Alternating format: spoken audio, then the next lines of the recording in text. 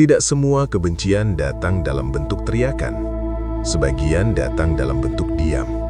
Sebagian lagi hadir lewat sikap yang terlihat sopan, namun terasa dingin.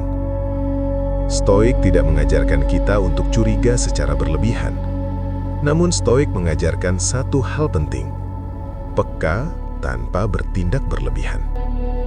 Dalam video ini, kita akan membahas 10 tanda seseorang yang membenci kamu. Bukan untuk melawan mereka, tetapi untuk melindungi ketenangan batinmu sendiri. Ingat satu prinsip Stoik sejak awal. Pendapat orang lain bukan urusanmu. Reaksimu adalah tanggung jawabmu. Tanda 1. Mereka sering mengecilkan pencapaianmu. Ketika kamu bercerita tentang sesuatu yang kamu capai, mereka tidak ikut senang. Komentarnya terdengar seperti, "Oh, itu biasa.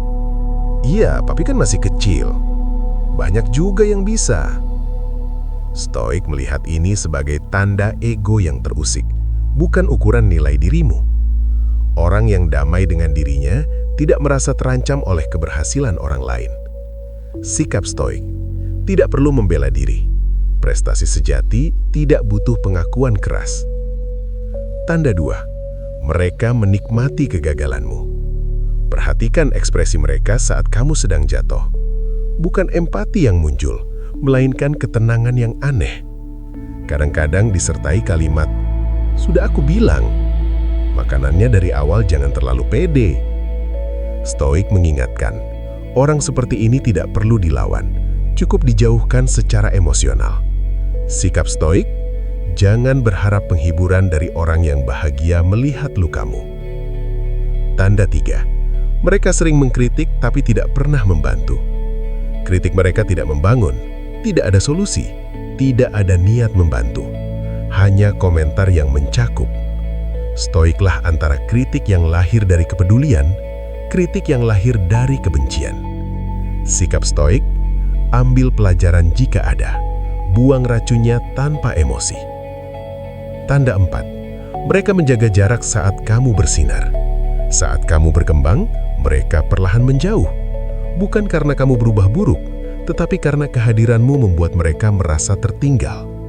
Stoik memahami, tidak semua orang mampu melihat pertumbuhan orang lain. Sikap Stoik: teruslah bertumbuh. Yang kuat akan menyesuaikan, yang rapuh akan hilang. Tanda 5. Mereka sering membicarakan kamu di belakang. Kamu tahu dari orang lain, cerita yang dipelintir, niatmu disalahartikan. Stoik tidak kaget dengan ini. Marcus Aurelius pernah menulis bahwa manusia sering berbicara buruk karena pikirannya sendiri tidak tertata. Sikap Stoik: nama baik dijaga lewat konsistensi, bukan lewat klarifikasi berisik. Tanda 6. Mereka bersikap sangat dingin tanpa alasan jelas. Tidak marah, tidak ramah, hanya dingin. Ini sering menjadi tanda kebencian yang diungkapkan. Stoik tidak memaksakan kehangatan dari hati yang memang tidak bermaksud hangat. Sikap Stoik: hormati jarak. Ketenanganmu lebih penting daripada kejelasan sikap mereka. Tanda 7. Mereka senang memancing reaksimu. Mereka melempar sindiran, menguji kesabaranmu, menantikan emosi emosional. Bagi Stoik, ini adalah ujian karakter. Epictetus berkata, jika seseorang bisa memancing emosimu, berarti dia mengendalikanmu. Sikap Stoik: diam yang sadar adalah kemenangan mutlak. Tanda 8. Mereka tidak pernah mengakui kesalahan terhadapmu. Sekalipun jelas salah, mereka memilih diam atau menyalahkan keadaan.